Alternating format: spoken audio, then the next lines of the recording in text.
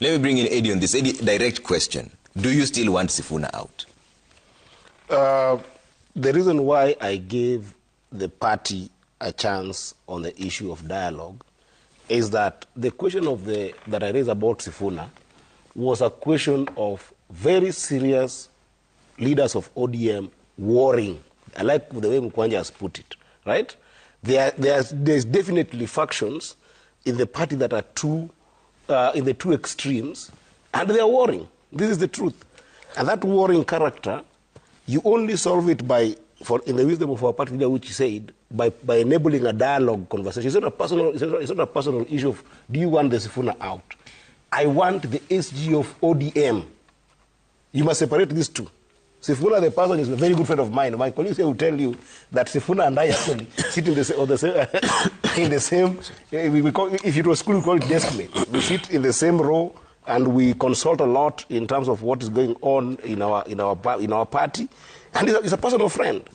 The problem I had was the SG of the party who has a double speak on issues. Because if you go and commit us to broad-based government, you put a document with which you must assess with government. You put a committee that must be able to ensure that there is something like compensation. There is something like review of NADCO. Today, as your party member, I must follow that. And then tomorrow, you go and bastardize all this that you have said. I am left confused. That was the simple issue that I was raising, that it needs to be addressed. And it needs to be addressed in such a way that it allows that when you go to the NDC, we are one voice. And that's why I said that I stood down my issues that I raised so that it is a dialogue issue, because it was not a personal issue. It was questioning the party positions issues that tend to show to the public that, one, the structures of ODM are not honoring themselves, right? In the sense that when a position in ODM, when the chair lady Gladys Wanga speaks as Gladys Wanga, I don't have a problem. But when she speaks like the chair of ODM, she's speaking for me. She's speaking for party members. Right now, Dr. Oburu Odinga has spoken as the party leader, reading a statement which ordinarily should be read by the Secretary General of the party. Who did not show up in the meeting. If he recants this kind of position, I will have a problem with him. Because we are supporting that position based on the fact that it came from the organ of the party. So when the organ of the party speaks, we must separate those two. Yeah. You know, some people have confused this thing that, oh, is it the person Sifuna? Or, no, it is the Secretary General of the party that we must question and make sure that even the party leader and the chair lady of the party, when they speak as a party, and we must be able to have one voice going forward. However painful this is, we must force this dialogue and we must force this conversation to go on. But that said, I must tell John Newt that it is not me making the DCP party small. The DCP party is small. In fact, when Mkwanja called it emerging, or not emerging, emergence is a function of maturity. So Mkwanja is even calling it immature, and I believe it is. Do you know why it's immature? Because DCP, number one, ideologically it is formed on the base of tribal.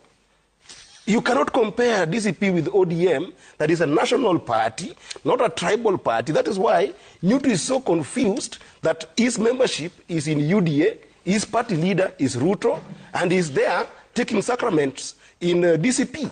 He's so confused because he finds it convenient to be in a tribal party, which has been formed by a tribalist. Why are we not talking about other leaders in Central Kenya as tribalists?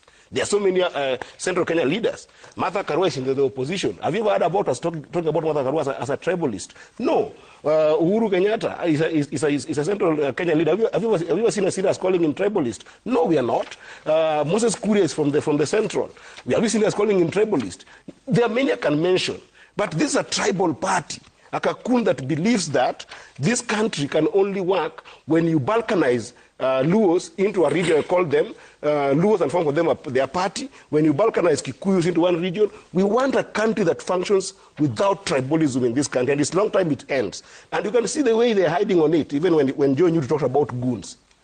Was John Newt not in a function at Gakuya's parents' funeral when he and Rigade had their own goons beating a woman? Did he even condemn it? We saw this thing in this country, where a woman is being beaten by goons, right? And that's why his so-called padri who is in this DCP party, did not comment about the goons he's talking about. Did you see Gachagua condemning these goons, says that were harassing them the other day? No, he didn't, because he had his own goons and he has committed to it, chasing these other goons. So these are politics that must end. This tribal politics. In fact, if ODM is going to negotiate with people like DCP, I am not supporting my party leader.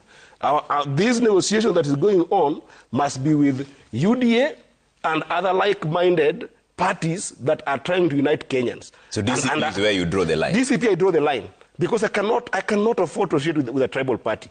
Any party from Mount Kenya we can work with that is not tribal, that has got mature ideology. And I like Mukwanja because the maturity of UDA, apart from other indices, the maturity of DCP, the maturity of ODM, the maturity of UDA, and any other party must be based on ideology that can be able to unite this country. And DCP shows us the worst. Leave alone the fact that it doesn't have any MP, it doesn't have any senator, it doesn't have any governor. In fact, if Newton was a man of principle, he says that there's no principle in politics. Yes, there are. Raila Odinga was a principled man. His followers like me are principled. We bring our issues in a principled manner. He might not have principle, but if he had principle, he could have gone and resigned from UDA, vied in DCP, and give it some breath, and not masquerade about this tiny party that they keep on masquerading around and confusing Kenyans on the basis of tribalism. Okay, let me hear